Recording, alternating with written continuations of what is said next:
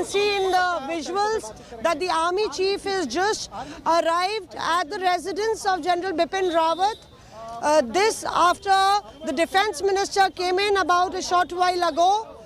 The army chief arrived with his cavalcade, and here perhaps expressing solidarity and being there in this very testing time with the family members of General Bipin Rawat. We will try and show you as he alights from the car perhaps, but I can tell you that this is a very testing time, not only for the family members but all those who actually knew General Bipin Rawat and were associated with him here.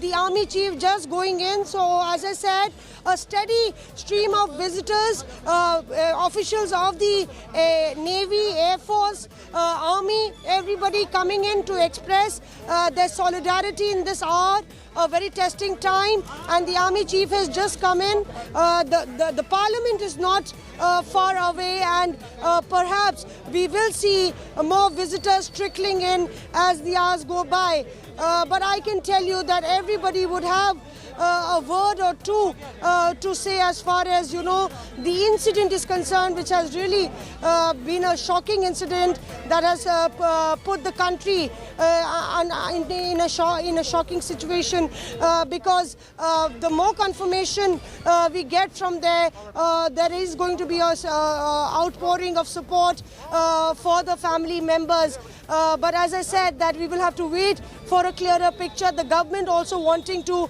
make sure that the facts of the incident, the entire information is known before putting it out to the parliament. And that's one reason that Rajnath Singh actually deferred his statement for tomorrow. But right now, at General Bipin Rawat's residence, we do see that visitors coming in to meet the family members. Okay, visitors coming in to meet the family members. Those are live images from central Delhi, where Mausmi is reporting the Chief of the Army Staff, General Manoj Naravane, has just arrived at the Chief of Defence Staff's residence, General Bipin Rawat's residence, where he and Mrs. Madhulika Rawat, along with their younger daughter Tarani, live at this point of time. That's in central Delhi. Their older daughter, who lives in Mumbai, is understood to also be making her way back to Delhi.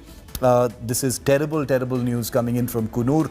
The Indian Air Force chief has already left for Sulur, from where he will be taking a helicopter and flying to Coonoor, to the crash site, to inspect it for himself. This particular helicopter, ZP5164, belonged to the 109 helicopter unit that's based in Sulur.